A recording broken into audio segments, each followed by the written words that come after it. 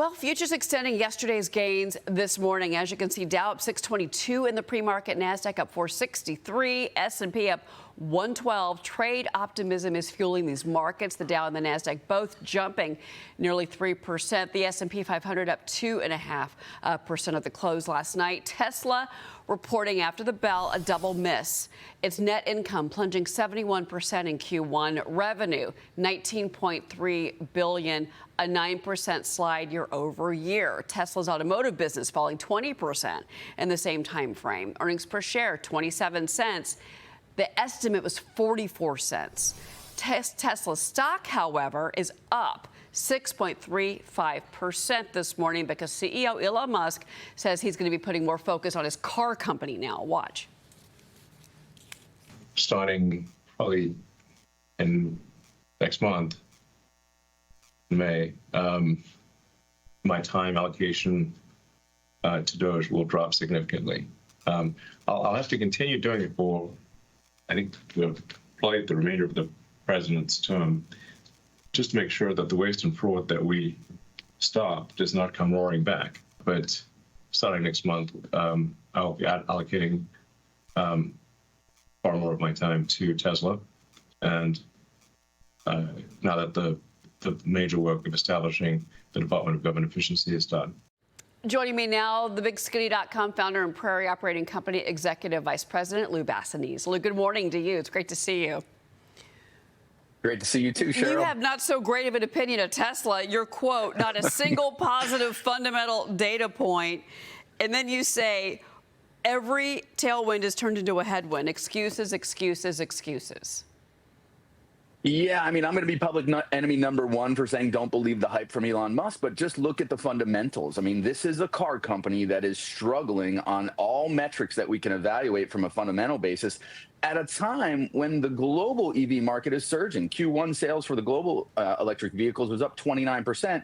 And here we have Tesla down 9%. So there's a fundamental disconnect for the early mover, the early adopter of electric vehicles. And I think it's bigger than just time and attention from Elon Musk. It's just a deterioration in demand.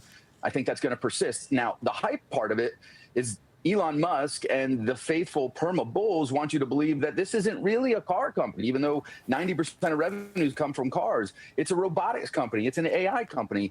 I'm a little bit more of a pessimist in that regard. They haven't generated revenue from it yet, right? Just like Meta hasn't generated any revenue from the metaverse. It's all advertising. So I need to see it, especially in this market, that they're getting traction for those new products, because I have other choices where it's clear value bargains that are growing much faster that I don't have to buy into the hype. I want to get into this with Tiana and Adam on set here as well, but I do want to point this out. He did share his outlook for Tesla for the year and for the future. Here's what he said.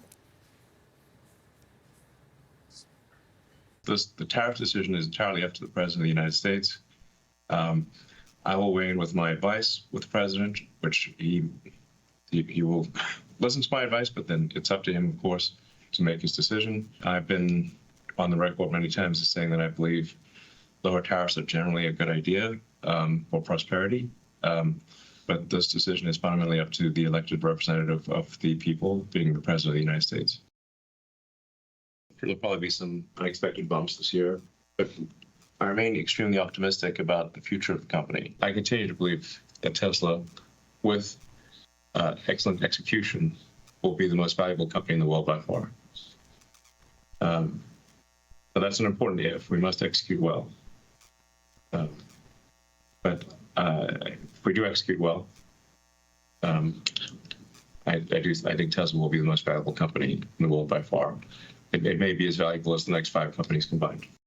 So Lou, he says lower tariffs, and then he says that he does believe that Tesla could be the most valuable company in the world. That's pretty bullish. Look, it's very bullish, but he's known to be very visionary, cast a big vision, bullish, promotional, some might say.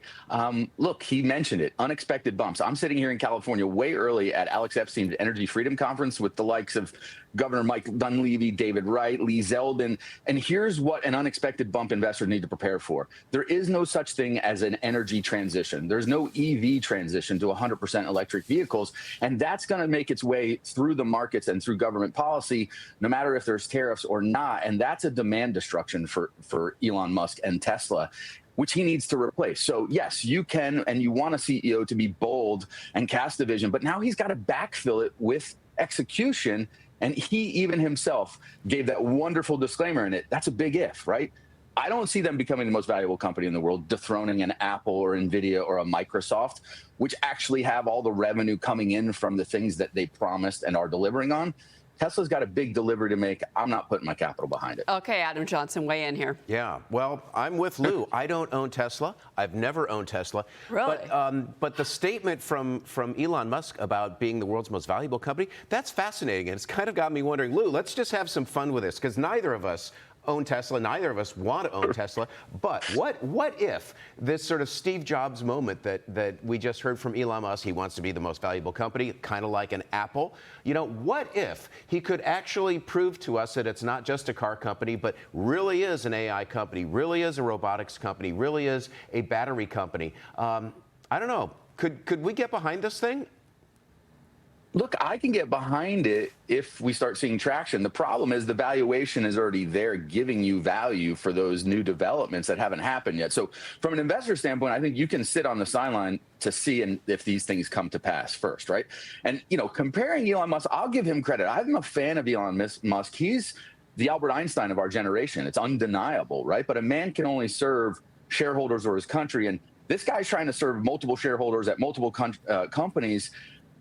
I think it's right for him to reallocate his time there. I think we can sit back and wait and see if it has an impact this year. And I think we can come back on here 2 quarters from now, 3 quarters from now, and see that the demand has not picked up, even though Elon Musk's attention to Tesla has picked up. Tiana, jump in here. I want to follow up on something Adam asked about Tesla being a battery company, because one of the only bright spots in that earnings call was Musk saying that they are now onshoring their capacity to make lithium-ion batteries within the U.S. 85% of average Teslas are USMCA proof. Is there a long-term strategy here where Tesla is trying to take all that battery production away from China in a way that other companies aren't doing? Ford isn't doing, Honda isn't doing, but Tesla's doing it. No, it's a great point. Look, the energy storage space is desperately needed. You need it for making renewables actually to help add to the grid.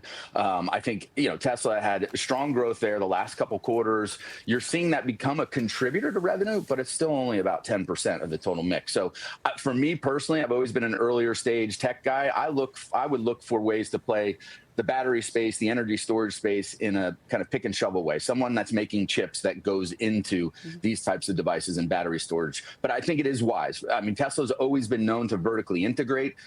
Doing so in terms of battery supply is a very smart move. It serves their main business. Will it ever become their main business? I don't believe so, because of the change in the administration we had and the change in just outlook in terms of an energy addition versus a transition. Lou Basenese, live from California. Thanks for getting up for us or staying awake for us. Lou, it's great to see you as always. All right. Great to see you too. Sure. We'll be right back, everybody.